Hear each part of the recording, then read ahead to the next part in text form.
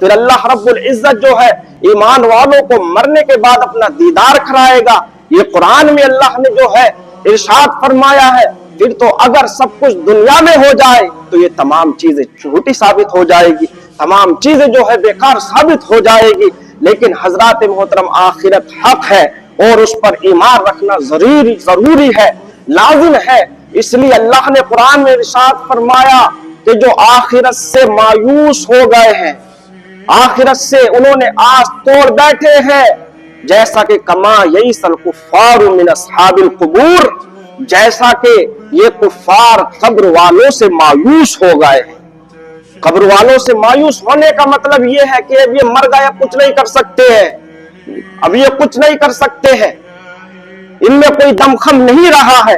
تو حضرات محترم میں نے آپ کو بھی بتایا, اگر آدمی مرنے کے بعد سارا قصہ ختم ہو جائے تو پھر سمجھے سوال کس سے ہوں گے.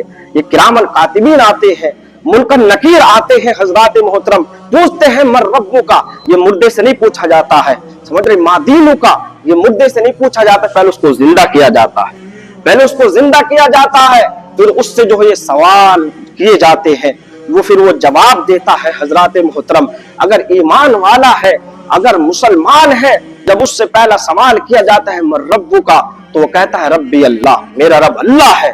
جب اس سے پوچھا جاتا ہے ما دینک کا, تیرا دین کیا ہے, تو وہ کہتا دین الاسلام, میرا دین جو ہے اسلام ہے.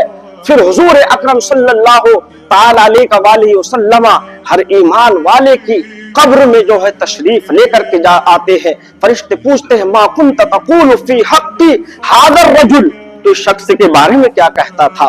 حضرات محترم اگر تم حضور اکرم صلی اللہ تعالی علیہ وسلم سے محبت کرتے ہو, حضور پر ایمان ہے, تو ایک مومن, ایک ایمان والا یہ کہتا ہے ھذا ہوا رسول اللہ صلی اللہ تعالی علیہ وسلم, یہ تو اللہ کے رسول صلی اللہ تعالی علیہ وسلم ہے. حضرات محترم جن پر میں درود پڑھ کر آیا ہوں, جن پر میں سلام پڑھ کر آیا ہوں, حضرات محترم پھر منادی ندا کرتا ہے, اللہ پاک کی جانب سے جو ہے آواز آتی ہے کہ میرے اس بندے نے سچ کہا ہے, حق کہا ہے, اب اس کی قبر کو تم جو ہے جنت کے کیارے میں سے کیارے بنا.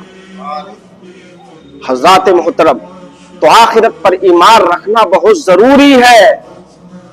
تو اللہ کے رسول صلی اللہ تعالی علیہ وسلم نے ارشاد فرماتے ہیں, میرا آقا کریم رؤوف الرحیم صلی اللہ تعالی علیہ وسلم, حضرات محترم یہ شعبان جو ہے میرا مہینہ ہے, اسی کی مناسبت سے جو ہے حضرات محترم میں نے یہ آیت کریمہ تلاوت کی تھی. چونکہ آدمی جو ہے 15ویں رات میں یعنی 14 رات میں جو اپنے مردوں کی قبروں پر بھی جاتا ہے, اور حضرات محترم جانا چاہیے.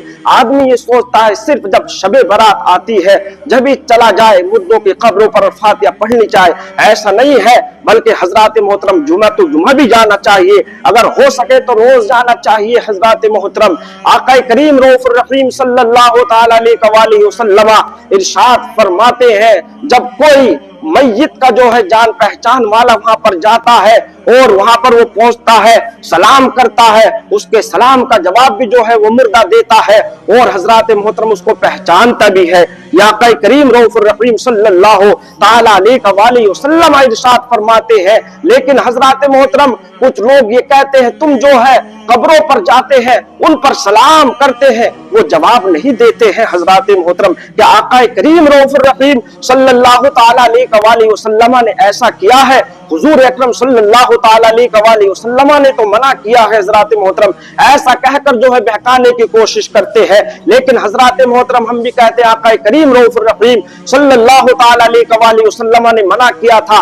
آپ نے آدھی حدیث پڑھی ہے, پوری حدیث نہیں پڑھی ہے. مسلم شریف کی حدیث پاک ہے, صفحہ نمبر 315 کی حدیث پاک, بخاری شریف میں بھی ہے, ابو داؤد شریف میں بھی ہے.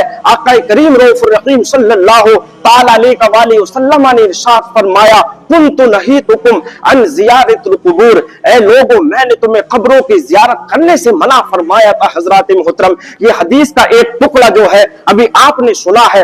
آقا کریم رؤوف الرحیم صلی اللہ تعالی علیہ وسلم نے ارشاد فرمایا کنت نہیتکم عن زیارت القبور. حضرات محترم جو قبروں پر مزاروں پر جانے کو منع کرتے ہیں, اتنی حدیث پڑھی اور لوگوں کو بہکا دیا. حضرات محترم لیکن اللہ کے رسول صلی اللہ تعالی علیہ وسلم آگے ارشاد فرمایا